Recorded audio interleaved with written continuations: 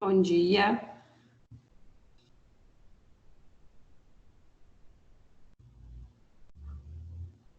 Bom dia. Todos bem aí?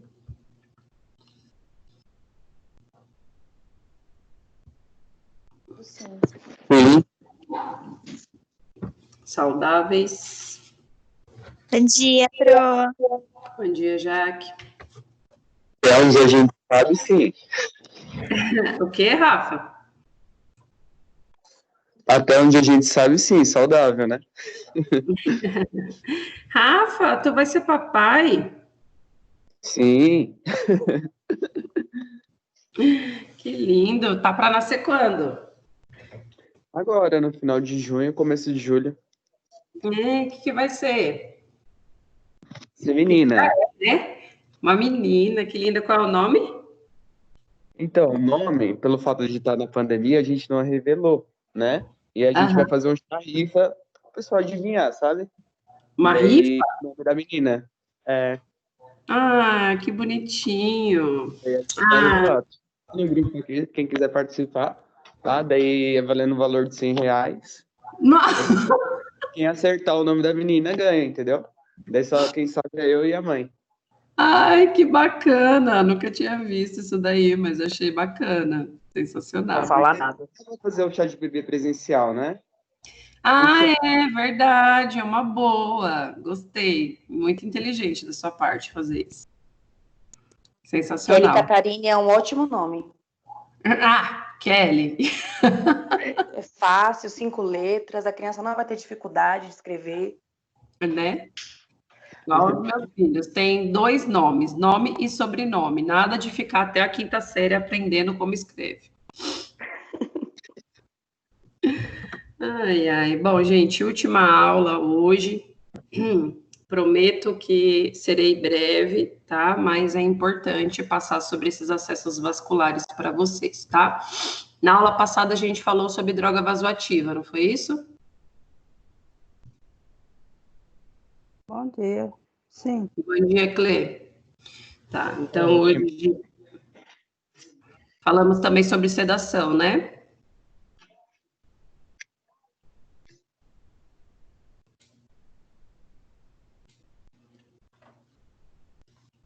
Gente, para de fingir que o microfone não funciona e me responde.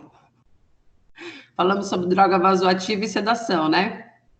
Isso, Pro. Ah, aí, pro. obrigada. Tá. Gente, É que eu não lembro, pro. tá. Imagina eu com 1, 2, 3, 4, 5, 6, 7, 8, 9, 10, 11, 12 salas. Vocês têm que ter a memória mais fresca que a minha. Bom, bora lá então. Última aula, pessoal do 10º aí. Opa, abri a aula errada. Não é acidente com animais peçonhentos. A não ser que vocês quiserem ter aula de animais peçonhentos. Tararaca. É uma Botrops. Vamos lá, gente, vamos falar um pouquinho sobre acessos vasculares. Vocês estão vendo os slides? Sim, Pro. Sim, professora. Beleza, então vamos começar aí com PVC, que é a medida da pressão venosa central, tá?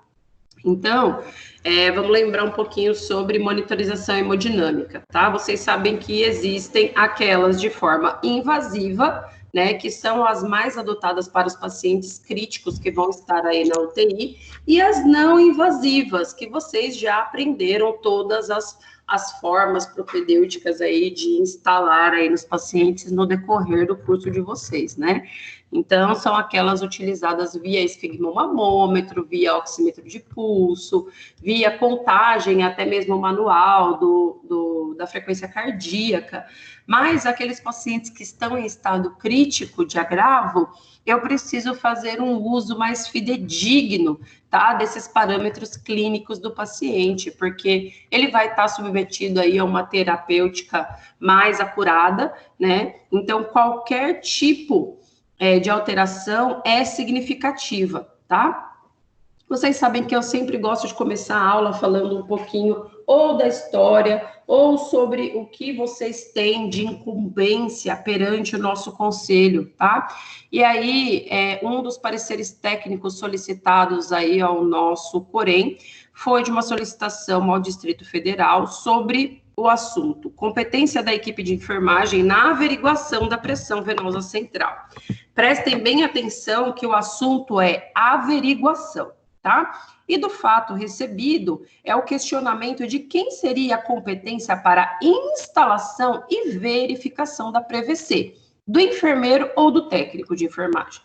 Bom, vocês já sabem, já conhecem um pouquinho desse procedimento de emitir pareceres do Corém, né? Então, primeiro eles contam toda a história da fundamentação teórica, de quando surgiu, para que serve, e depois eles finalizam com a conclusão, tá?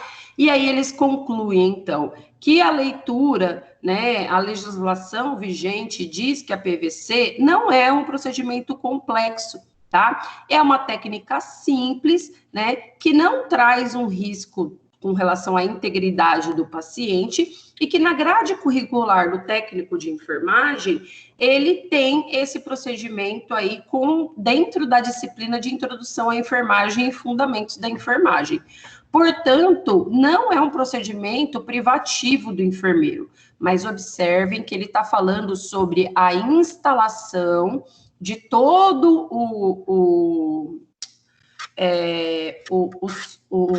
os utensílios lá que eu vou precisar, todos os materiais para averiguar a PVC e verificar o método lá com relação à leitura da PVC. Em nenhum momento ele falou com relação à passagem da PVC, tá?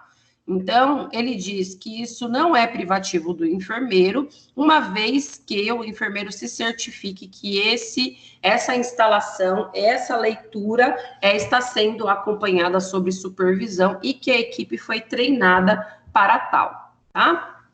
Então, a PVC aí, ela é muito utilizada como uma monitorização hemodinâmica, né, em UTI e em unidades de emergência também, para diagnosticar condições mais clínicas complexas do paciente, tá? E aí ela vai verificar aí essa pressão exercida pelo sangue nas veias de grande calibre na relação do átrio direito e vai ser inserida através da veia cava superior, tá?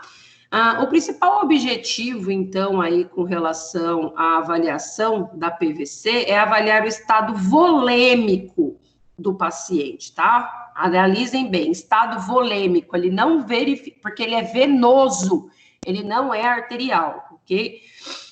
E aí ele diferencia também com relação a estados de choque volêmico e condições de déficit de contratibilidade cardíaca, derivada aí de um choque cardiogênico. Então, lembra quando a gente teve um pouquinho dessa aula aí na aula passada, sobre as drogas vasopressoras, né, e as vasodilatadoras e as inotrópicas? Então, a gente vai verificar agora com a passagem desse acesso central aí, da medida da pressão venosa central, se esse sangue venoso aí, ele está tendo um impacto com relação à volemia do paciente, ou se esse coração tem um débito cardíaco eficaz.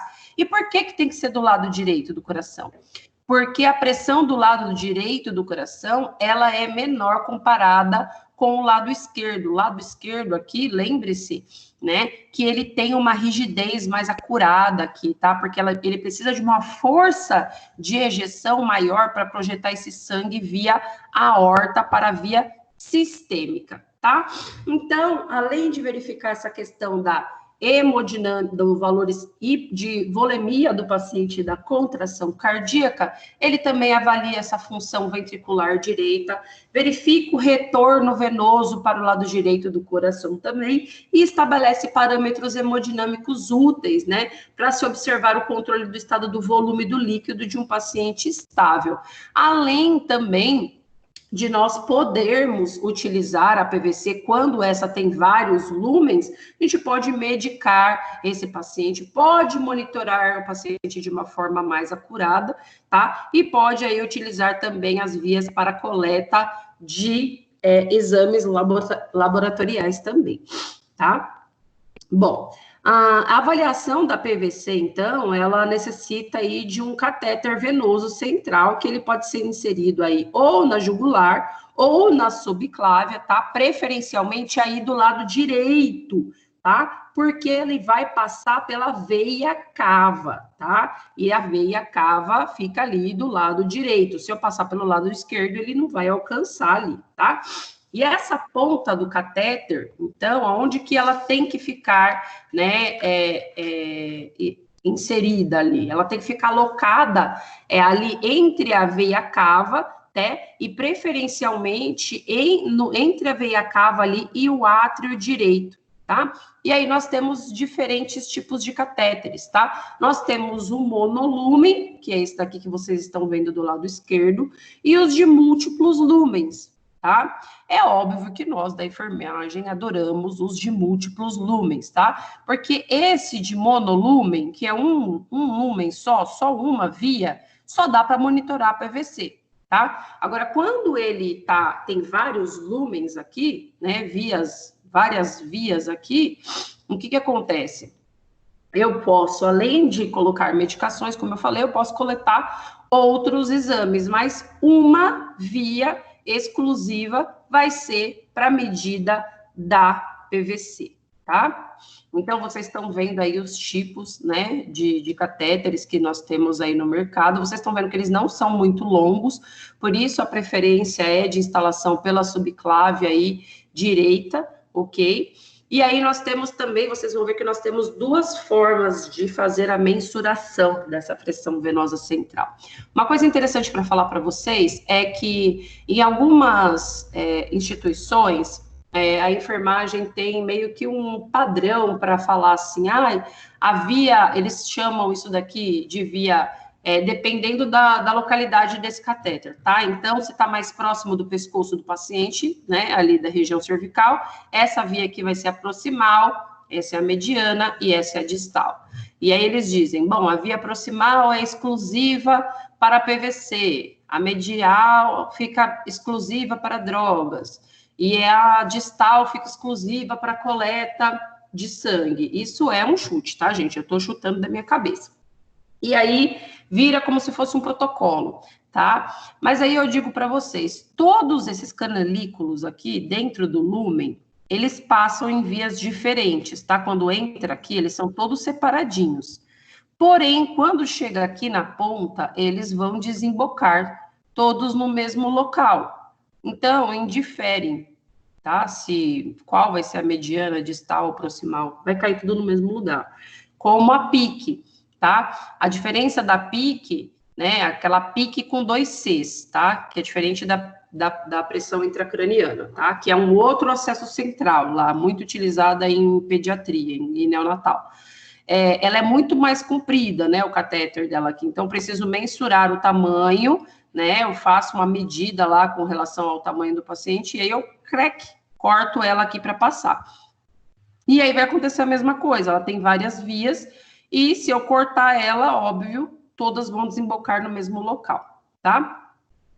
Após a passagem da PVC, do catéter de PVC, eu preciso fazer aí uma averiguação com relação à radiografia, tá? Esse catéter, ele é radiopaco, e eu preciso me certificar que ele esteja bem posicionado aí dentro do átrio direito do coração do paciente, tá? Porque senão essa medida não vai ser assertiva, ok? E aí, então, eu vou poder fazer várias coisas, como eu falei, né? Além da avaliação dessa função cardíaca, além da verificação dessa volemia do paciente, posso coletar sangue, infundir drogas, né? Principalmente aquelas que são mais vesicantes, né? Posso passar um marca-passo também, quando aquele coração já está entrando com um tipo de bloqueio, né? Ou também fazer a passagem de catéter de artéria pulmonar, aquele conhecido como Swan-Ganz, que é um pouco menos utilizado atualmente, tá? Bem pouco, diga-se de passagem.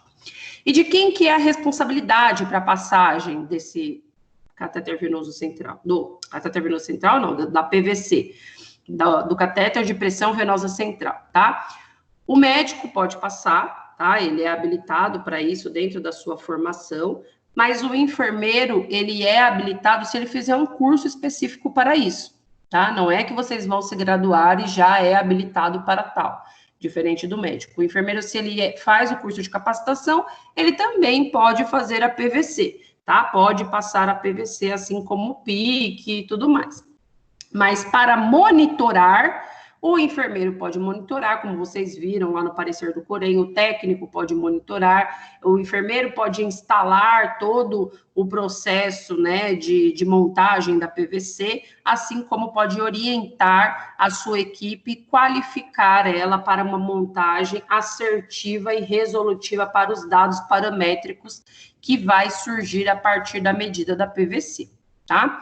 Então, aonde que nós vamos, isso daqui eu já falei, onde que a gente vai colocar, mas como que vai ser monitorada essa pressão venosa central, tá? Nós temos 2 tipos de técnica, uma mais revolucionária aí, tá?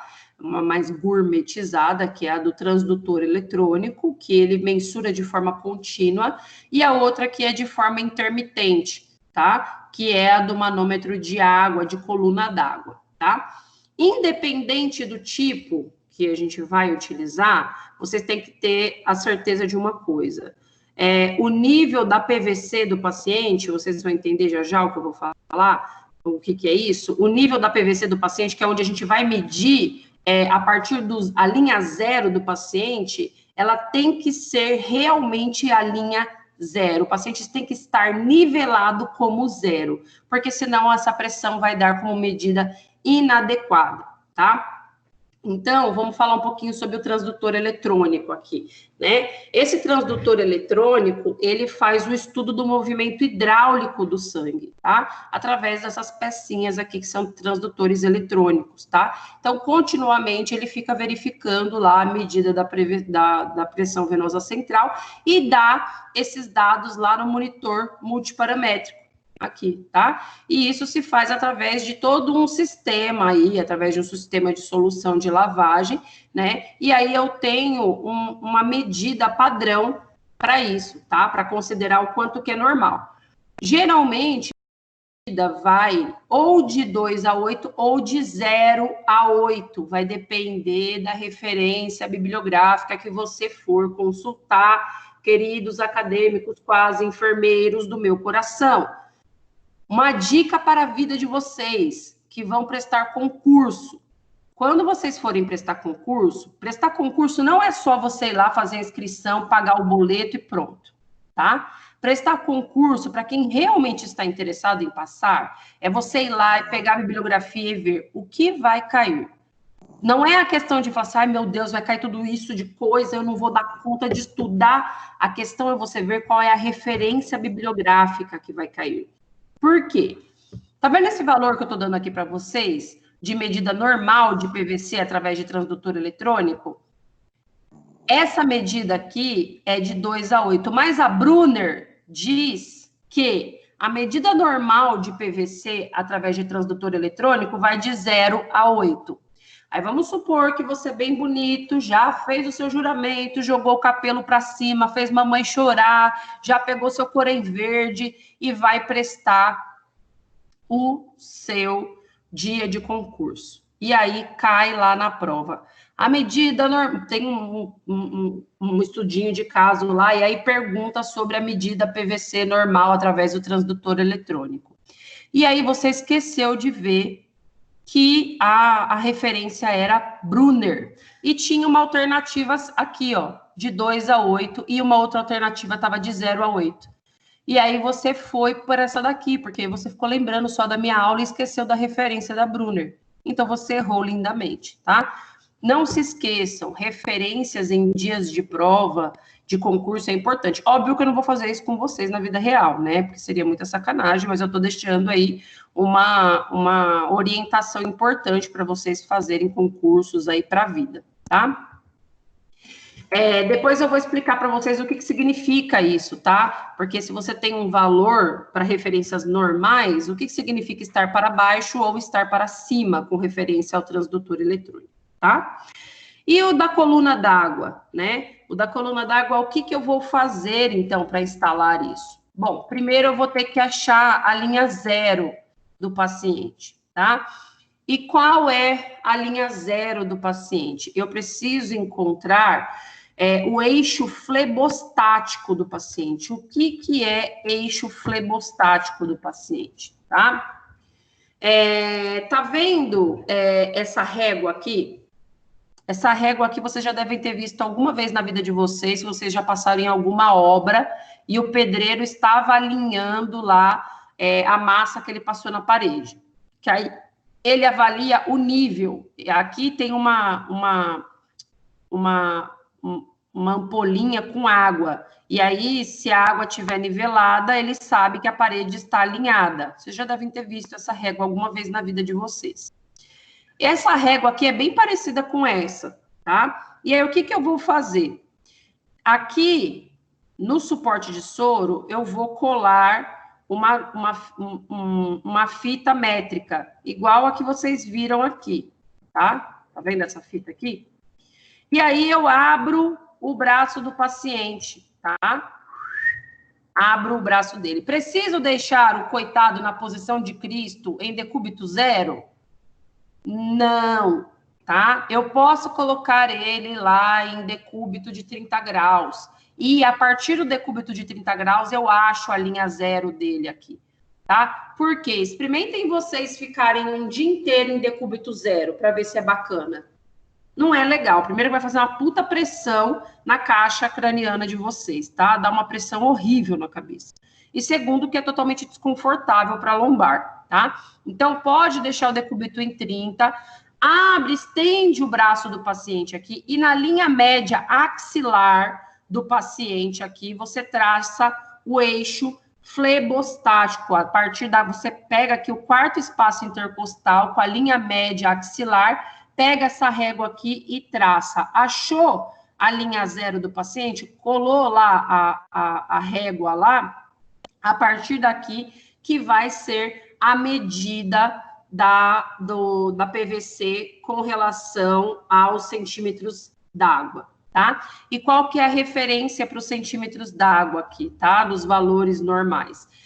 Algumas referências apontam de 8 a 12, a Brunner aponta de 3 a 8, tá? Para vocês terem uma ideia aí como muda referente aí, dependendo da referência. Por isso que é importante vocês saberem, né, a referência bibliográfica, o protocolo da instituição ao qual vocês estão instituídos, tá? Com relação às assistências de enfermagem aí no cuidado da PVC, fica bem óbvio que se eu for instalar esse catéter, eu preciso verificar, né, essa fixação, preciso trocar esse curativo diariamente, ok? Monitorar, né, para ver se não tem indícios de sinais flogísticos aí no ósseo da inserção desse catéter, tá?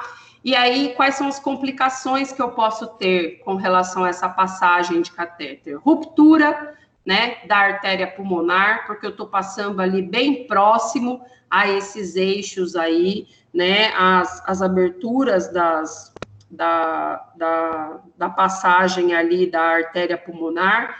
Posso ter uma tromboembolia pulmonar, assim como embolia gasosa, porque assim como eu estou passando o catéter, eu posso liberar algum êmbolo que esteja encostado ali no lance do vaso, tá? Decorrente a isso, eu posso promover um infarto pulmonar, já que esse êmbolo se soltou, falta ali oxigênio na região, e aí eu tenho, em decorrência, um infarto pulmonar. Posso também promover um acotovelamento desse catéter, por isso é importante, tá, fazer um exame de radiografia para observar se está tudo certinho lá, se está tem refluxo vindo ali daquela localização, e pode ocasionar arritmia, tá? Por que vai ocasionar arritmia? Vou voltar aqui no slide para vocês entenderem. Quando eu passo esse catéter pela veia cava, aqui superior, eu vou encontrar bem aqui o nó do sino atrial. O nó do sino atrial sai bem daqui de onde eu estou mostrando aqui para vocês, mais ou menos daqui. Pode ser que esse catéter encoste no nó do sino atrial, ele meio que vai dar um curto-circuito, tá? E aí ele promove processos aí de arritmias, o coração começa a bater de forma arrítmica, ok? E aí eu preciso também posicionar melhor esse catéter, tá? E aí o que eu tenho com relação a essa monitorização que eu falei, né? O que significa essa PVC alta ou essa PVC baixa, tá? Independente se for por milímetros de mercúrio, né? No caso do transdutor eletrônico aí, né? Ou se for por centímetros d'água, tá? Se essa PVC tiver baixa, né? Então, lá vamos pegar a referência da Brunner aí. Se a referência da Brunner vai falar para mim que por centímetros d'água, vai estar abaixo de 3. Por milímetros de mercúrio, vai estar abaixo de 0. O que significa isso para a gente? Representa uma menor pré-carga cardíaca, tá? Significa que esse paciente tem um menor débito cardíaco. Lembra? Débito cardíaco é medida da capacidade do coração, tá? Consequentemente, ele vai ter uma diminuição dessa pressão arterial. E isso gera, tá, um choque hipovolêmico, tá? Então, diminuição da PVC vai acabar gerando como um processo final uma hipovolemia, tá? O contrário, vamos pegar de novo referência da Brunner aí. A Brunner diz para mim que se eu tiver aí no milímetros de mercúrio acima de 8, e se eu tiver nos centímetros de água, também vai ser acima de 8, tá? Se eu tiver com a PVC elevada, eu tenho sinais de hipervolemia, tá? O que está acontecendo com o meu coração? Eu estou tendo uma sobrecarga circulatória, né? Porque eu tenho aumento do líquido. Toda vez que eu falo de hipervolemia, é aumento desse líquido que está circulando ali, tá? Ele está realmente associado com uma falência ventricular, tá? Geralmente está desencadeada aí por uma insuficiência cardíaca congestiva, ou também pode ser decorrente aí de um choque cardiogênico, tá? E aí, o que acontece nesses segmentos aí patológicos de ICC ou choque cardiogênico? O sangue fica congesto, o sangue fica ali girando dentro dos ventrículos, tá? E isso faz aumentar a pressão venosa central, tá? Também uma outra circunstância que pode acontecer dessa hipovolemia é uma insuficiência de válvula tricúspide. Lembra? Nós temos a válvula bicúspide, que fica lá do lado direito, e do lado esquerdo nós temos a válvula tricúspide, tá? E aí, se essa válvula tricúspide não fechar de forma adequada, né, o ventrículo direito, o que vai acontecer? Ele não contrai, e o sangue, quando ele nesse processo de sístole e diástole, ele regurgita, ele volta para o átrio, tá? E isso também vai fazer com que a pressão venosa central aumente e eu tenha, consequentemente, esse processo de hipervolemia aí, tendo uma regurgitação. Ok até aqui? Deixa eu ver se vocês estão acordados. Ok, professora. E aí, povo? Cidades, nunca vou esquecer daquele dia. Ai, cidades. Para de tirar o sarro de mim. Não foi de você, não. Fui eu que fiz besteira, né? Ai, não consigo identificar essa aluna aqui. Quem que é Cidades? Ai, que palhaçada. Tudo bem aí, povo? Entenderam? Até aqui? Tranquilo. Podemos passar para o próximo tópico? Professora, só para me tirar uma dúvida. Claro. Aí sobre essa... Quando você fala desse termo de água aí, eu não entendi bem se dá como faço medir essa PVC ali. Eu nunca vi esse, entendeu? O que você está falando aí. Então, essa medida aqui por sistema de água fica um pouco complicado à distância, sabe? Porque isso é uma aula que eu teria que fazer prática com vocês.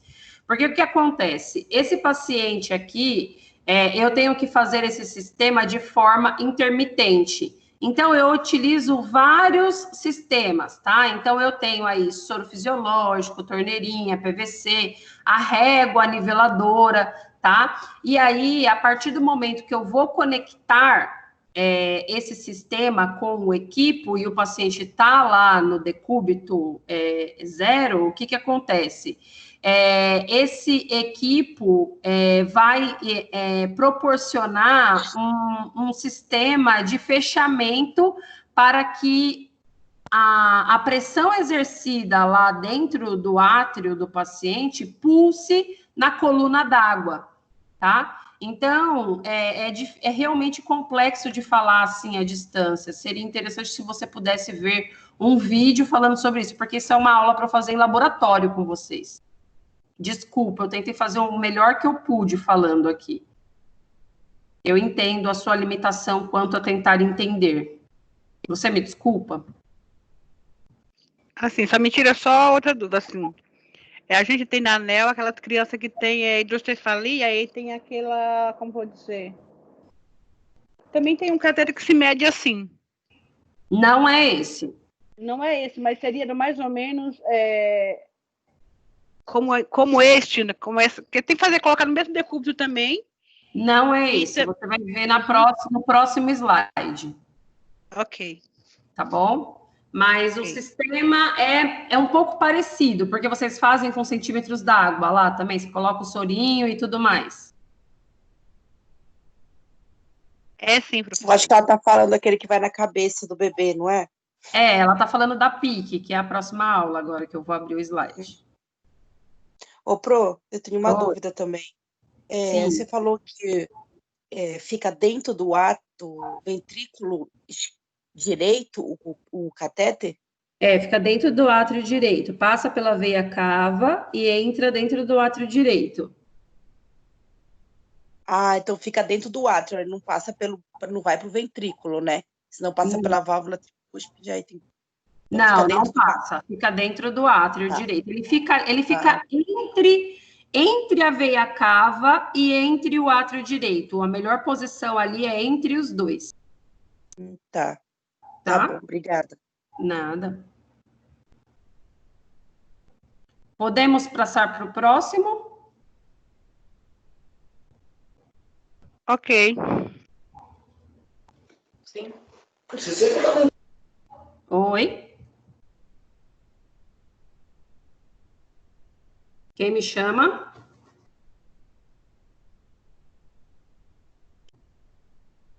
Ninguém me chamou? Eu acho que foi mau contato, Pro. Ah, tá. Bom, então agora a gente vai falar sobre isso que você... Eu não sei quem foi que falou comigo, porque na hora que eu abri a tela já apareceu a Suelen falando. Eu não sei quem foi que me perguntou sobre a PIC. Quem foi? Foi você, Cida? Foi eu, professora. Ah, tá. Então, agora a gente vai falar sobre a PIC, que é sobre isso que você perguntou agora. Ok. Tá? É um pouco diferente, porque a PVC, ela faz medida cardíaca, a PIC faz medida de líquido e retirada também de líquido cefalorraquidiano, tá? É um pouco diferente. Um pouco não, totalmente, né? São locais diferentes, tá bom? Só as medidas paramétricas que são através de centímetros por mercúrio, que fica um pouco igual, tá?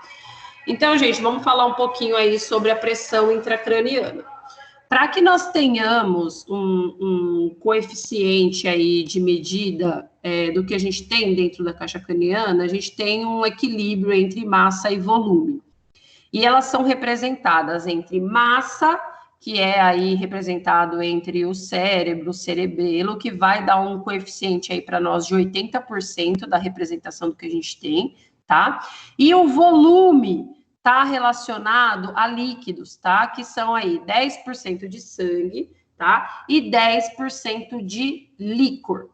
Isso fica de forma equilibrada aqui dentro da caixa craniana, tá? Então, essa manutenção da pressão intracraniana e os seus valores normais depende muito da pressão desse volume intracraniano. Então, qualquer situação que promova o aumento desse volume de algum desses componentes, seja de volume, seja de massa, obrigatoriamente faz com que um dos outros componentes tenha alguma outra alteração. Então, se massa aumenta de tamanho, volume tem que diminuir, e assim consecutivamente, tá? Porque se eu não tiver essa associação, esse processo de compensação aí fica comprometido. E aí, se ele ficar comprometido e eu não tiver esse mecanismo aí de compensação sendo efetivo, eu vou ter uma sobrecarga e aí eu vou ter um aumento da pressão intracraniana. E vocês vão ver como que acontece, né? Qual que é o desenrolar dos processos fisiopatológicos aí que acontecem com esse aumento da pressão intracraniana. Tá? Então, como eu acabei de falar, e tudo isso para vocês está aqui descrito, tá? E aí eu tenho na fisiologia essa variação normal que vai de 5 a 15 milímetros por mercúrio, ok? Eu posso fazer essa medida de forma invasiva, tá? Através da inserção aí de um transdutor dentro da caixa craniana do paciente. Existe um recente estudo que está sendo aplicado, que está sendo desenvolvido aí a longo prazo, inclusive, de uma mensuração não invasiva. Vou explicar mais ou menos para vocês como que está sendo feito isso. Em alguns edifícios de grandes proporções, alguns prédios aí, o que os engenheiros fazem? Eles colocam um chip, eu estava lendo até um artigo sobre isso, bem interessante. Eles colocam um chip na estrutura desse edifício, para observar se esse edifício tem algum desnivelamento ao longo do tempo, tá? Porque aí, se esse edifício tiver um desnivelamento para a direita, para a esquerda, para frente ou para trás, eles sabem que está tendo algum comprometimento no alicerce, na estrutura geral, né, do esqueleto desse edifício, e aí compromete, né, vidas, não só a estrutura como um todo. E eles conseguem observar isso a todo momento de forma contínua, tá? Então, esse mesmo tipo de chip aí, essa mesma tecnologia aí empregada de forma da engenharia civil, né, da engenharia aí das construções aí civis, ela está sendo empregada para monitorar, né, esse tipo de elevação ou abaulamento aí na caixa craniana dos pacientes que têm uma relação de hipertensão arterial, não, de hipertensão craniana, tá? Então, esse chip é instalado lá na calota craniana do paciente. Vocês sabem que na nossa caixa craniana nós temos aquela serrilhação toda, né, que vai separar a caixa craniana, que quando nós somos pequenininhos, né, bebezinhos ainda, nós temos as fossas lá, bregmáticas, que são abertas, e depois elas se contraem todas e ficam todas juntinhas, mas quando eu tenho um aumento dessa pressão intracraniana, elas se afastam, e o mesmo acontece com um disparo na emissão desse chip, quando eu tenho um afastamento dessas calotas aí, e o chip é alertado, né, ele tem ondas com relação a esse alerta. E aí eu não preciso fazer isso mais de forma invasiva. Eu já sei que eu tenho um aumento de pressão intracraniana lá dentro, sem fazer nenhum tipo de inserção invasiva nesse paciente, tá? E quando... mas isso está em teste ainda, tá, gente? Mas seria ótimo se acontecesse, né? Várias evoluções aí a nível científico na área da medicina. Quais são as indicações aí das inserções do catéter, né, para mensuração da hipertensão craniana? Então, nos casos de trauma crânioencefálico, principalmente, tá? Majoritariamente, né, a grande maioria dos casos estão associados ao TCE, tá? Em alguns casos de AVC isquêmico, né, então, quando ocorre esse processo aí de degeneração do tecido cerebral, eu preciso fazer essa monitorização aí, porque eu tenho um edema de massa, e aí eu preciso fazer, né, uma diminuição com relação a esse volume. Em pós-operatório de neurocirurgia, também ocorre o mesmo processo de fisiopatologia, tá? Porque os médicos lá acabam fazendo, né, uma movimentação excessiva ali do tecido, né, no movimento cirúrgico, e eu tenho um aumento no edema do tecido cerebral, e aí dificultando, né, o fator tissular de respiração do tecido, tá? Então, promove edema também. Meningites graves, né, porque vai acabar aumentando aquele processo exudativo, então preciso drenar isso daí. Nas encefalites e também aí na monitorização de pacientes que têm hidrocefalia, tá? Bom, nos pacientes que têm, então, que são vítimas de trauma, né, que são aí, passam pelo TCE, o trauma crânioencefálico, eles acabam desenvolvendo o que a gente chama de tríade de Cushing, tá? Eles vão ter um desencadeamento de uma fisiopatologia que é bem característica, tá? Então, quando você tem esse TCE e você presumidamente não consegue avaliar, porque você, de repente esse paciente teve múltiplos traumas e você não evidenciou lá na cinemática do trauma que ele teve um TCE, se ele evolui com toda essa hemodinâmica, com essa tríade de Cushing, você já consegue identificar que ele teve um TCE e ele pode evoluir para uma RIC, tá? Uma hipertensão intracraniana. E aí ele vai evoluir aí, então, com uma bradicardia, tá? Porque todos esses sistemas são sistemas de compensação do nosso organismo para tentar melhorar essa pressão que está sendo exercida dentro da calota craniana. Vai ter um considerável aumento da pressão arterial e uma alteração do ritmo respiratório, alternando aí entre bradicardia e taquipneia, tá? Então, tudo isso vai ser uma compensação em decorrência desse aumento da pressão intracraniana, tá? E aí, as variações, como eu já falei que de 5 a 15 são os valores normais, eu preciso saber quais são os valores que estão além disso, tá? Eles vão estar moderadamente elevados quando estão de 20 a 30, gravemente elevados quando estão acima de 30 milímetros de mercúrio, e aí eu considero gravemente fatal aí quando esse paciente apresenta níveis acima de 60 milímetros de mercúrio, tá? Eu vou ter esse acompanhamento da mensuração dessas medidas de forma contínua, tá? E existem algumas técnicas com relação ao cuidado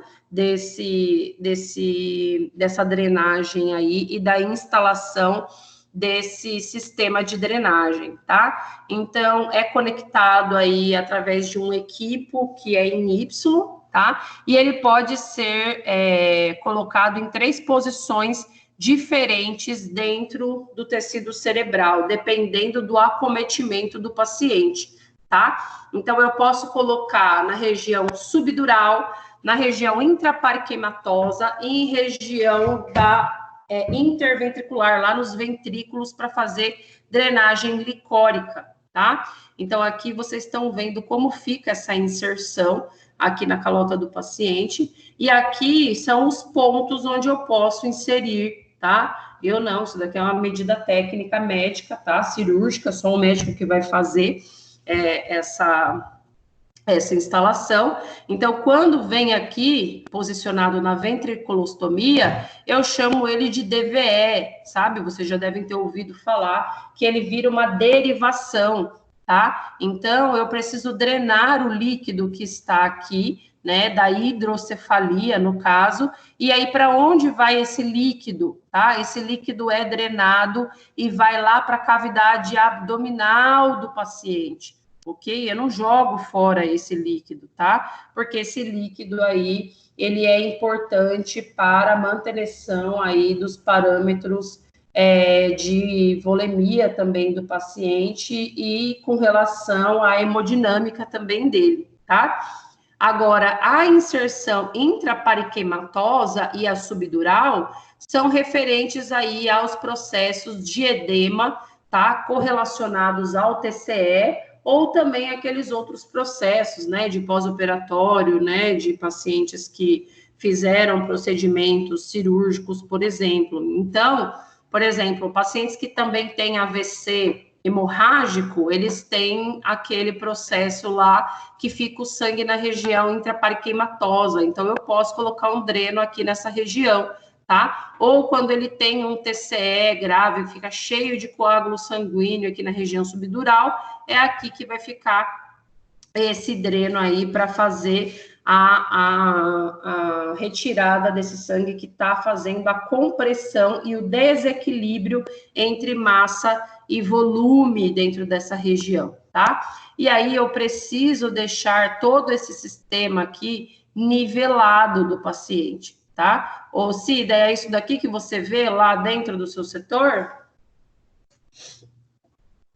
É sim, professora. Tá. Então, esse que é a derivação, não, depende se você está vendo drenagem por hidrocefalia, né? Eu não sei o que você vê lá. Se são crianças decorrentes de hidrocefalia ou se são pacientes aí em pós-operatório ou se são TCS, né? Então, a medida vai ser referente ao tanto de pressão que eu tenho aí dentro, tá? Mas o sistema é um pouquinho diferente.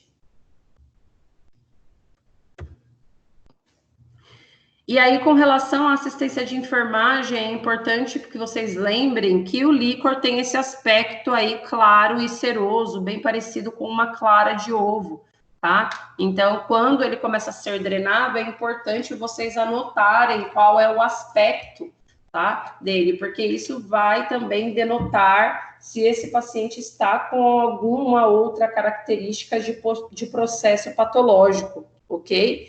Esse transdutor aí, que vai decodificar o valor da pressão intracraniana, ele fica ali bem próximo ao nível do meato auricular, perto da orelha do paciente ali, como estava na foto, posicionado para vocês, tá? Então, ele tem que ficar nivelado também, assim como o da linha 0 do paciente, ok? Da PVC normal, como a gente falou. Esse catéter da mensuração de pique, ele é confeccionado com fibra ótica, e tudo que é feito de fibra ótica é extremamente sensível, né? Então, tem que tomar cuidado com a manipulação, porque senão ele quebra, e eu não consigo mais verificar de forma exitosa essa medida aí, tá? Eu preciso atar essas fixações aí para que eu não tenha a retirada acidental desse catéter, o que seria uma tragédia, né? Porque foi inserido de forma cirúrgica, ok? E aí eu preciso fazer uma fixação secundária também para evitar essa tração na movimentação desse paciente, né? Imagina, Deus me livre, na hora de um banho, você puxar ali sem querer, dá até um frio na barriga. Bom, como qualquer outro tipo de curativo, como qualquer outro tipo de inserção invasiva, eu preciso monitorar, né, para ver se não tem sinais flogísticos naquela região, para verificar como que está o andamento do paciente com relação à cicatrização no ósseo da inserção, tá? Então, preciso monitorar como está evoluindo, né, e tomar cuidado com processos estressores do paciente que está sendo avaliado com relação a pique, tá? Então, existem algumas técnicas com relação aos cuidados de enfermagem relativos a técnicas de pacientes que sofrem com relação à manipulação aí do sistema nervoso central, tá? Então, técnicas que a gente chama de técnicas protetoras, neuroprotetoras, na verdade, tá? Então, uma delas é essa de você fazer um cuidado com relação a estímulos estressores, né, de ambiente, ruídos, e outras também estão relacionadas à neuroproteção de uma hipotermia leve, tá? Nesse paciente, principalmente nos pós-cirúrgicos. Mas isso daí é uma indicação médica, tá? Você não vai submeter esse paciente aí a uma hipotensão, porque você sabe que a hipotensão não, gente, desculpa, hipotermia, tá? Porque a hipotermia induzida, ela faz uma neuroproteção, tá?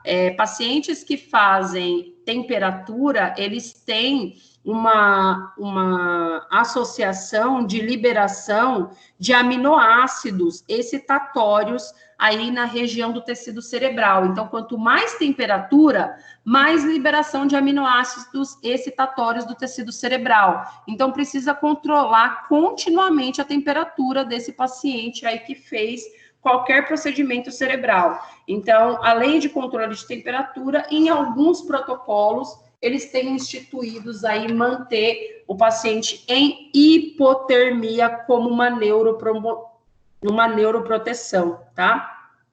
E eu preciso também fazer de qualquer forma, a qualquer custo, evitar uma hipoxemia nesse paciente a nível de tecido cerebral. Como é que eu promovo isso? Tentar fazer com que esse paciente não tenha crises convulsivas, né? Então, hipoteticamente, eu tenho que fazer uma profilaxia para isso. Como que eu faço uma profilaxia para crises convulsivas, né? O uso de fenitoína, tá? Então, pacientes pós-traumáticos, principalmente, eu preciso proteger o tecido cerebral. Eu não posso ficar arriscando, né? Deixando esse paciente, não, vamos ver se acontece primeiro. Vamos ver, não. Faço uma neuroproteção primeiro, tá? Porque lembra que crises convulsivas são disparos, né? Eletrochoques aí, onde meu tecido fica disparando choques de forma descontroladas, né? E aí eu tenho totalmente perda da perfusão tecidual aí nesse paciente.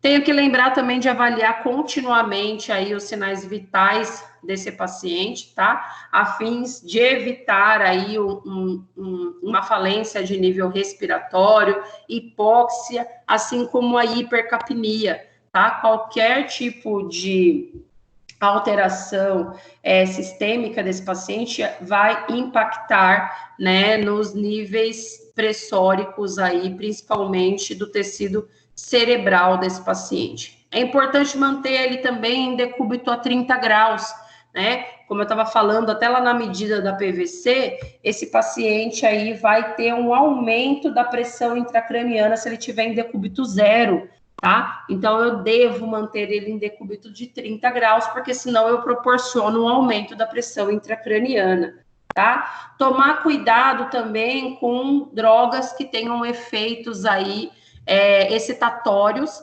né? E também tomar cuidado com a questão de eliminação intestinal, tá, gente? Porque pacientes que fazem aí, ficam muito tempo acamados, eles têm dificuldades com a motilidade gastrointestinal, tá? Então, é super importante com relação aos cuidados de enfermagem, observar essa motilidade gastrointestinal aí na anamnese e no exame físico, né? E promover o uso de emolientes fecais, tá? Para que ele não faça força aí, tá? Porque tudo que eu quero é não aumentar a pressão intracraniana desse paciente, ok? Beleza até aqui? Ok. Dúvidas? Tudo bem. Tá, beleza. Bom, a gente vai passar um pouquinho aqui sobre a pressão arterial média, tá?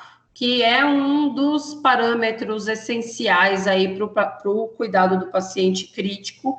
E agora, observem que é diferente de pressão venosa central, porque eu estou falando de venoso. Aqui é arterial, tá?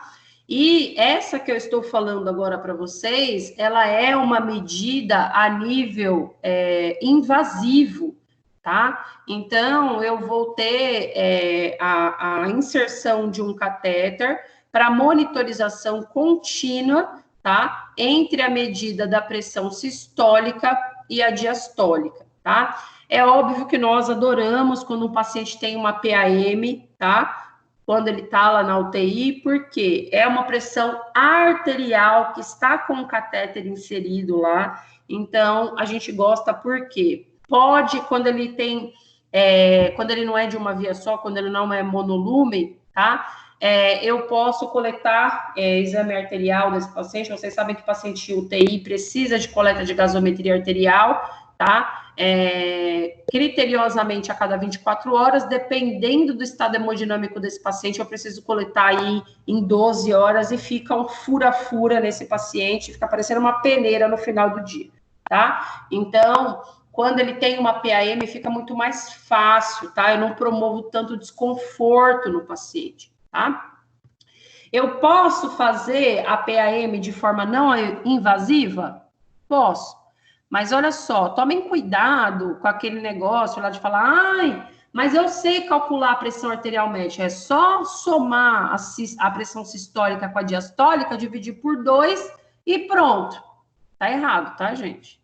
Quem falou um dia isso para vocês se enganou, tá? Esse negócio de somar lá 12 por 8, dividir por 2 e dar 10, essa é a pressão arterial média, é mentira, tá? Pressão arterial média calculada manualmente, aí, sem ser por via invasiva, você pega aí a pressão sistólica, tá? E aí, isso aqui, antes você faz, lembra? Regra matemática, primeiro multiplicação, tá? Então, eu pego a pressão diastólica, multiplico por 2, depois somo pela pressão sistólica e divido por 3. Vamos fazer junto aí, para ver se vocês entenderam?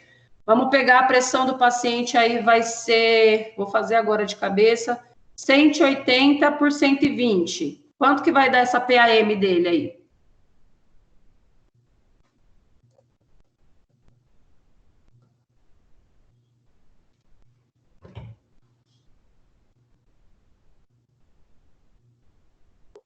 Professora, Oi?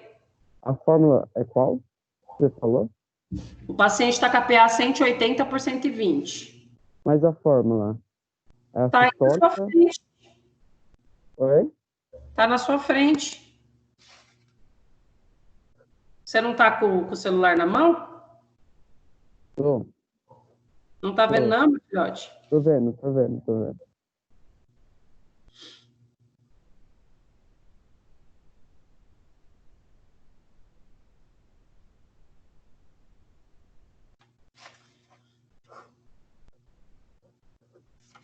Então, é a pressão sistólica mais a pressão diastólica vezes 2. Isso. Já descobriram? É 180. 140, professora? Exatamente.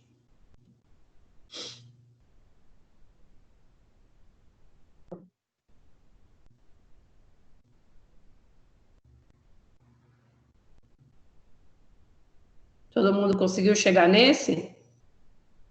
Quanto que deu? Sim, 140. 140. Ó, vocês vão fazer 120 vezes 2, que dá 280. 240. 240. 240 mais 180.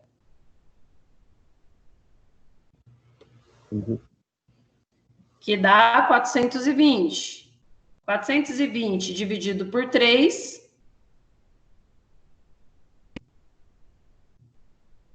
140.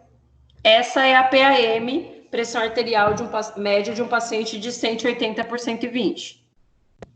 Se vocês fossem fazer nessa regra aí, que o pessoal fala que é só somar a sistólica por diastólica, ia dar 150. Tá? Tem diferença, tá? Então, vamos continuar aqui. Qual que é a técnica... Ah, meu Deus, esqueci de colocar o vídeo da técnica de Seldinger para vocês. Mas espera aí que eu faço isso em 2 minutos. O que acontece? Nós fazemos essa passagem aqui. Enfermeiro passa PAN? Sim, enfermeiro passa PAN. Espera só um minutinho.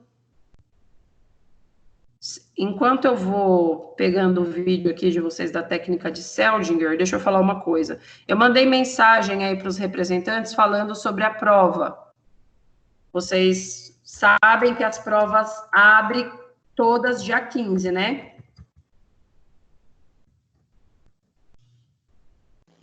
Sim. Sim, Então, eu vi. tomem cuidado aí, o pessoal que não gosta de fazer parte de grupo, porque não sei, acho que fica e não quer participar porque acha que tem muita coisa e muitas coisas para participar, e também no acesso AVA, e fica difícil de conseguir passar todas as orientações, né? Bom, vocês vão ter praticamente 3 dias, tá? Para fazer essa prova. Então, se organizem direitinho para não perder nenhuma delas, tá? Elas vão abrir no seu horário. Então, se você estuda de manhã, óbvio, a prova vai abrir às 8 horas da manhã do dia 15. Se você estuda à noite, vai abrir à noite. Então, não se percam e se organizem para vocês fazerem direitinho, tá? E vai estar, todas as provas vão estar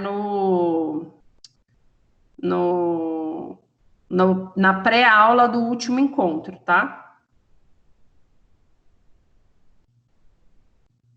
Eu postei lá no grupo, assim que você enviou, né? Eu postei. Não sei se o pessoal visualizou. Obrigada, Cleide, porque depois tem um monte de aluno que não entra em grupo e aí depois eu fico preocupada porque eles não... Depois também não acessa o AVA com essa informação e aí eles se perdem. Bom, já achei aqui o que eu queria para vocês. O que acontece? Oi, pode falar. Professora, as provas, elas têm 48 horas para ser entregue, mas a partir do momento que abre, são 3 horas para fazer, é isso? Não, meu amor, essa daí é a prova DIB, aqui tem 3 horas. Só a DIB que tem 3 horas para fazer. A DIB abre do dia 4 ao dia 10. Você tem alguma matéria DIB? Não. Então esqueça a DIB e a DI, que é aquelas matérias que são inteiramente feitas pelo sistema, que é tipo homem, cultura e sociedade. Eu acho que... eu não vou falar que eu acho, não, porque tem matéria que é DIB e presencial, tipo saúde do idoso esse semestre. Eu acho que o pessoal da noite é DI. Então, no caso, vai ser do mesmo jeito que foram as provas de B1. Isso, do mesmo jeito. Você vai abrir lá no último encontro 16, se eu não me engano. Aí vai estar escrito lá no pré-aula, link para B2, tá? Aí eu vou deixar lá, abertura, 8 horas da manhã do dia 15. Quando ele fecha? 8 horas da manhã do dia 17. Mas não é igual a B2, não é igual essa que eu falei, que vai ter só 3 horas para você fazer. Você tem 48 horas para fazer. Só que não esqueça, vocês que são meus alunos de saúde do adulto também, vocês têm... A Probet marcou dia 15 também, né? Sim. Então, vocês têm saúde do adulto, seminário integrador da saúde do adulto e tópicos. Então, dá para vocês fazerem, né? Se dividam direitinho, dá para vocês fazerem as provas de forma organizada. E são 15 questões cada prova, tá? E um detalhe. Oi? Então tá bom. Minha dúvida era essa, porque no B1 a gente tinha como entrar e sair, se fosse o caso, né? Uhum. Mas não pode. A partir do momento que você abrir, tem que concluir. Não. Nessas 3 horas, não? Não, isso para a prova DIB. Pois então, essa mesmo que eu estou dizendo, que às vezes a pessoa abre, responde lá 2, 3 questões e quer deixar para terminar depois. Nesse caso aí não pode. Na DIB não. Agora, Exatamente. nas AMIs e nas AMPs, você tem 48 horas para concluir. Se você entregar a prova, se você clicar lá no negocinho enviar, aí já era, meu irmão, você perdeu. Uhum. Tá? Aí Tá bom. pode entrar Obrigada. isso aí. Entenderam? Oi. Por exemplo, dia 15 é a prova da senhora, aí dia 17 é a prova de outra professora, porém todas serão abertas no dia 15. Uhum. Se a gente for fazer a prova, os 3 dias, no caso as 48 horas, vai contar a partir do dia 15 ou a partir de cada respectiva matéria? Tipo, do dia 17 conta 48 horas? Não, do dia as 15? minhas, por exemplo, eu coloquei as minhas para abrir todas no dia 15. Então, a minha vai abrir 48 horas a partir do dia 15. Ah, tá. Então, agora eu entendi. Eu estava fazendo meio que uma confusão. Então, cada professor abrirá na sua... Na sua data. Ah, então, tá, entendi. Eu duvido que algum professor coloque prova para abrir no dia 17. Por que eu duvido? Porque nós temos que lançar a prova, as datas de vocês no sistema, até no dia 19. Não posso passar dessa data. Ninguém pode. Nenhum professor. Se o professor colocar a prova para vocês abrir no dia 17, a prova fecha dia 19. Como é que ele vai ter tempo de lançar isso ainda dia 19? Ele não dá tempo. Entendeu? Tipo, meio que é um tiro no pé. Não dá. Então, assim, se abrir no dia 17, ela até dar 48 horas, acaba no dia 19, entendeu? Entendi. Então, assim, é por isso que prestem atenção nas datas de abertura. As minhas provas abrem dia 15, tá? Todas as minhas, professora Daniela, todas abrem dia 15. Beleza? Tá bom, professora, obrigada. Imagina. Bom, então vamos... Alguma dúvida a mais, gente? Posso continuar? E o quiz, Pro? Ah, minha irmã, o quiz... Uma tristeza sem fim, viu? Porque, olha, tão bonitinho o negócio, tão legal. Eu até sonhei com esse meu dispositivo aí, sabia? Vai ficar para o próximo semestre. Se eu estiver aí no próximo semestre, vai ficar para o próximo semestre. Bom. Estiver. Como assim se estiver? Vai estar sim. Ué, nunca se sabe. Opa. Bom, vamos lá então. Como que a gente faz isso? Então, o enfermeiro pode instalar PAN? Pode instalar PAN, desde que ele esteja capacitado para isso, tá?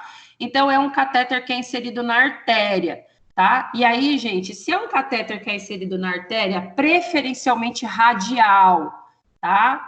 Por que na radial é melhor? Porque é uma artéria que pulsa melhor, é mais fácil de você funcionar. Dá para fazer na femoral? Dá, mas é um local muito contaminado. Dá para fazer na pediosa? Dá, mas é um local que tem menos fluxo, tá? Então, preferencialmente na radial. E se eu estou falando que eu vou puncionar a radial, gente, qual é o teste que eu tenho que fazer antes de puncionar a radial? Fala para mim. Teste de Allen. Aí, teste de Allen, tá? Porque eu preciso ter a garantia que eu não vou terminar com a única perfusão de artéria que o paciente tem, tá? Verifico se a ulnar funciona direitinho, faço o teste de Allen e depois eu punciono. E aí eu faço isso com a técnica de Seldinger. Vou mostrar aqui um videozinho do YouTube para vocês bonitinho de como que é essa técnica de Seldinger, tá? Tá vendo aqui, ó, esse médico... Deixa eu colocar no mudo aqui para ele parar de falar junto comigo, só eu falo. Ele insere... Ai, volta um pouquinho, tio. Tá vendo Vocês estão vendo o vídeo, né? Não, ainda não. Para mim não apareceu ainda. Sim, Pro. Eu estou. Sim, tá pausado. Tá. Ó, aqui tem uma agulha que está inserida aqui, tá? A agulha do catéter, e ele tem duas vias. Uma ele conectou aqui a agulha, a seringa, para aspirar, para ver se está saindo sangue. Aqui é de um acesso venoso, tá? Por isso que o sangue está escuro, mas a técnica é a mesma, tá? Só vai ser feito na arterial, então o sangue estaria mais clarinho. E aqui, a técnica de Seldinger, ela permite que você tenha uma outra via de acesso. Essa outra via de acesso, ele vai colocar um fio-guia. Ele já está até introduzindo aqui esse fio-guia, tá? E aí, ele introduz, ó, o fio-guia, vai até o fim do fio-guia, ele está passando uma subclave à direita aqui, tá? E aí, ó, ele introduziu todo o fio-guia, agora ele puxa a agulha que ele perfurou, e aí depois ele vai introduzir esse dilatador, tá? Porque aí ele, tipo, meio que alastra ali, alarga a passagem da pele do paciente, tá? a partir do momento que ele abriu a passagem da pele, gente, tudo isso é feito antes de forma anestésica, tá? Então, ele anestesia ali com xilocaína de forma aplicável, tá? E aí, depois, ele insere a parte de silicone desse catéter, tá? Esse daí é o fio guia, e agora que ele vem com o silicone, tá? Para ter certeza que isso não vai acotovelar, que ele não vai dobrar e que ele realmente vai chegar aonde tem que chegar. Por isso também que é feito lá a abertura da pele do paciente, para que esse silicone aí do catéter passe tranquilamente, tá? Olha lá a pontinha do fio guia aqui, tá? E aí ele passa todo o catéter, tá? Segurando o fio guia para ele não se perder. Depois que ele introduz todo o catéter, aí que ele tem a segurança que o catéter tá bem locado, aí ele retira todo o fio guia e depois ele vai suturar esse catéter, tá? Ó, agora ele vai puxar todo o fio guia. E aí ele tem certeza que o catéter ficou bem fixado. Beleza? Professora, no caso da PAI, é a PAM, né? A PAI, né? É, a PAM. Daí, no caso, aplica anestésico também, quando o analgesia, anestésico quando vai passar, o enfermeiro? Sim. Depende muito do protocolo institucional, mas preferencialmente sim, tá? Porque você, a partir do momento que você passa o alargador ali, além de ser uma técnica dolorida, tá? Você não pode estressar mais esse paciente que já está em estado crítico, tá? Então, preferencialmente se faz uma anestesia aí com xilocaína aplicável, tá? Tem um local exato, professor, assim, por exemplo, se for na radial? Não, é nas localidades da radial ali. As localidades, né? Igual quando nós vamos tomar anestesia dentária, não tem uma localidade específica, é entre as particularidades ali, entre as proximidades, tá? Entendi, obrigado. Imagina. E aí eu vou conectar, então, essa passagem aí a um transdutor também, tá? E ele vai fazer a mesma função, praticamente, aí, da PVC, que ela monitora aí no transdutor eletrônico, que ele faz esse estudo da movimentação hidráulica do sangue, ele vai fazer esse estudo, então, dos sinais mecânicos promovidos aí pelo pulso radial do paciente, tá? E ele também vai demonstrar no monitor multiparamétrico lá as curvas, tá? Referentes à pressão e ao estímulo elétrico cardíaco. Então, ele vai demonstrar a curva QRS, a onda T, tá? Fica bem bacaninha de você evidenciar. As indicações são aí para pacientes que têm emergências hipertensivas, tá? Quando esse paciente tem um choque séptico e aí eu preciso fazer uma infusão contínua de droga vasoativa, ou em outros tipos de choque cardiogênico, por exemplo, paciente de cirurgia de grande porte, né? Paciente da HIP também, da hipertensão intracraniana, ou em pacientes aí de cirurgia cardíaca e neurológica, tá? A variação normal dessa pressão vai de 6 a 8, ok? E é a partir daí que eu vou monitorando esse sistema. Esse daqui, gente, foi a melhor foto que eu consegui, e eu vou falar que eu pastei pra caramba para tentar conseguir alguma coisa para vocês identificarem como que é esse kit, tá? Então, eu tenho uma bolsa de pressurizadora lá também para monitorizar isso, tenho o kit de transdutor e tenho o kit que faz a punção e mantém esse rolete de pinça aqui para que esse paciente fique monitorizado, tá? E quais são os cuidados aí que eu devo ter? Porque eu tenho implicações, né, com relação aos eventos adversos que podem surgir a partir do momento que eu coloco a PAM, tá? Que são a trombose, a embolia, a própria hemorragia, né, ocasionada pelo sítio de inserção, que é arterial. Uma das formas mais comuns é a infestação por infecção, né, já que eu estou fazendo de uma forma invasiva para manutenção de aferição de pressão arterial, tá? Então, eu devo manter esse curativo aí seco de forma estéril e compressivo no local, principalmente 24 horas após a passagem, tá? Observar essa punção aí e a saturação periférica, né? Verificar aí a turgência do local, né? E tomar cuidado com relação à técnica asséptica para verificar sempre diariamente esse posicionamento aí do paciente com relação ao transdutor e ao fluxo no seu contexto geral. Ok até aqui? Ok, professora. Sim. Dúvidas?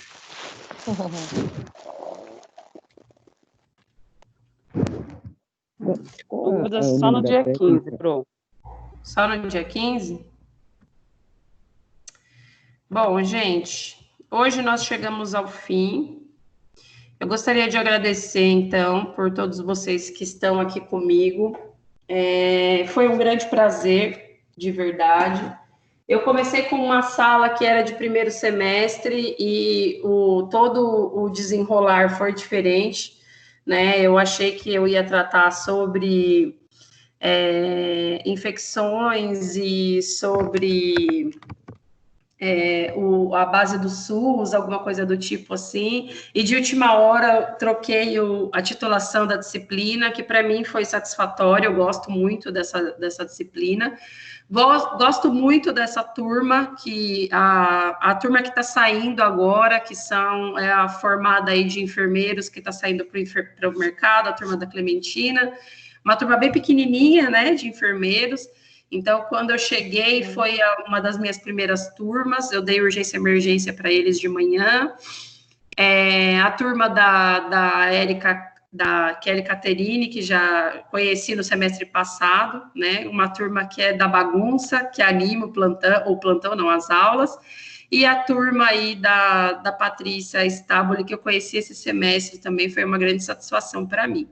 Eu vou dizer para vocês que toda e qualquer manifestação de vocês, para mim, é importante, tá? Não é só aquela de carinho, não é só aquela que vocês enaltecem as aulas, mas eu gosto de ouvir o que vocês têm a dizer, porque é através da manifestação de vocês que eu, pelo menos, me empenho em fazer algo diferente para a formação de vocês.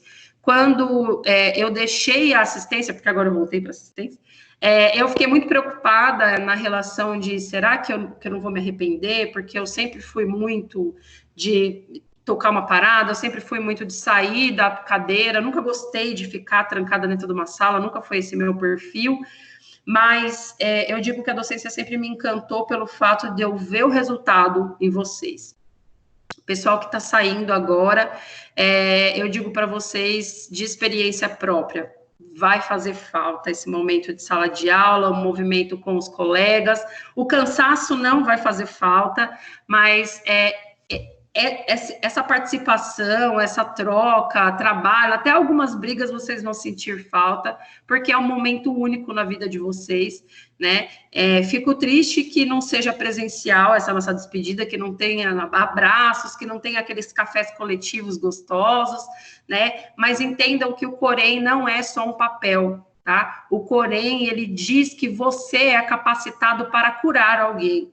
Você está presente na vida e na morte, e isso tem um significado majestoso para uma pessoa, para uma vida. Você vai tocar pessoas, faça isso da melhor forma possível, tá bom? Muito obrigada, desculpa por qualquer coisa que tenha acontecido, se eu machuquei alguém de alguma forma, peço desculpa, eu sou às vezes meio efusiva no que eu falo, mas eu sou das verdades, né? Vocês nunca vão encontrar meias verdades em mim. Eu sou bem da turma do sincericídio. Prefiro ser assim, tá? Mas falo de coração. Gosto muito do que eu faço, de vocês também. Foi um prazer, né? Estar junto, né? Esse tempo aí. Infelizmente, agora, devido a essa pandemia aí, não podemos nos reunir, né, para se despedir, mas a gente vai se ver, né? A gente vai se Tá, encontrar por aí, se Deus quiser, né? Uhum. Vai poder se abraçar e a amizade continua, né? O que é mais gostoso ainda, né? Verdade. Essa turma aí que vai continuar, essas turmas, né? Não desiste, não, é difícil. São 5 anos, bem, né? Mas vai valer a pena. Se Deus quiser, a gente vai se encontrar por aí. Né? Verdade. Cada um na sua. Quer dizer, fazendo a diferença, né?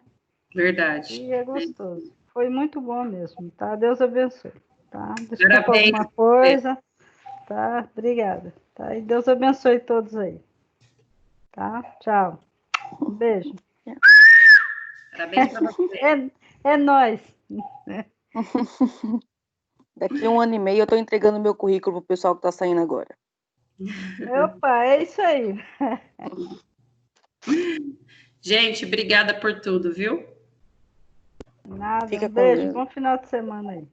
Para vocês também. Eu quero que você, professora, continue, pelo amor de Deus. Quero também essa despedida no final, hein? Tá bom. Cidades, eu vou chamar você de Cidades agora, para sempre. E o povo que tá saindo aí, boa sorte, gente. Parabéns por vocês terem persistido aí nesse processo, que não é fácil para ninguém, mas que vocês são vencedores. Muito obrigado por ter estudado com vocês, ter aprendido com vocês. E como já foi dito, faça a diferença, porque tem muitos profissionais, mas que faça a diferença na vida de cada um de vocês. Obrigado por tudo.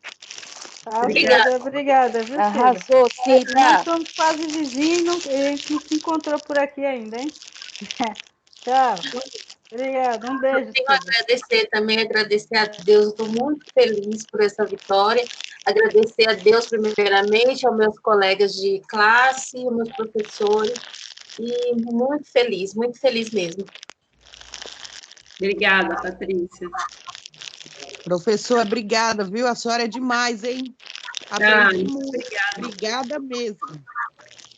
Eu que agradeço. Quem que está falando? Eu não estou conseguindo ver. A Fernanda, a senhora é a Fê. palavrão foda, professora. A senhora é demais. Obrigada, Fê. Desculpa o palavrão, gente. Foi mal. Tchau. Imagina. Obrigada, Fê. Ô, Pro, obrigada por Tchau, tudo, Dani. tá? Parabéns Sempre pelo encontra por aí. Eu que agradeço. Beijão. Espero que a gente se veja no próximo semestre de novo, né? Tchau, pessoal. Um beijão para todos. Beijo. Tchau. Obrigada. Fiquem com Deus. Tchau, professora. Obrigada. Obrigada a vocês. Tchau, valeu. Tchau.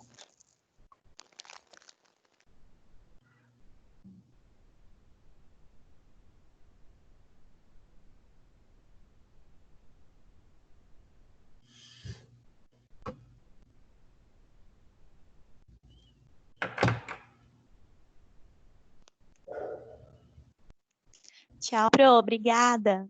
Tchau, Jaque. Obrigada, meu bem. Tchau, professora. Obrigado. Tchau, Rafa. Obrigada. Tchau, professora. Eu posso falar com você depois? Posso conversar com você depois? Pode, Jane. Ah, tô falando com a professora aqui.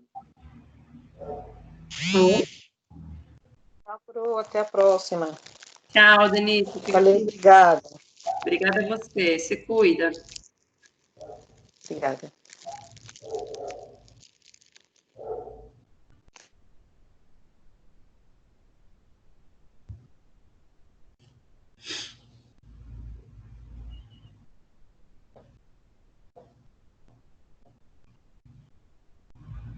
E trate de pegar matéria com a gente ano que vem de novo, o semestre que vem, viu, Pro? Pode deixar, Kelly, se Deus quiser. Eu tô saindo. Eu mandei uma mensagem lá no seu particular, tá? Tá bom, Kelly, querida. Obrigada, viu? Eu fico com Deus, Pro. Amém.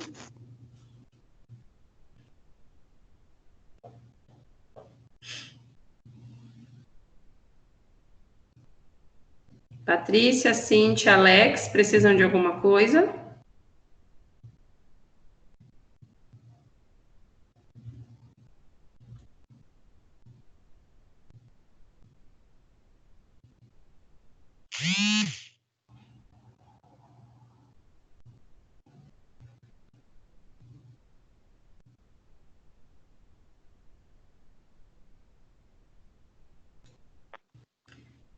Jeane, só vai ficar você na sala. Você quer que eu pare de gravar? Ah, tá. Isso, pode. Deixa eu só conversar com você, então. Pode parar. Uhum.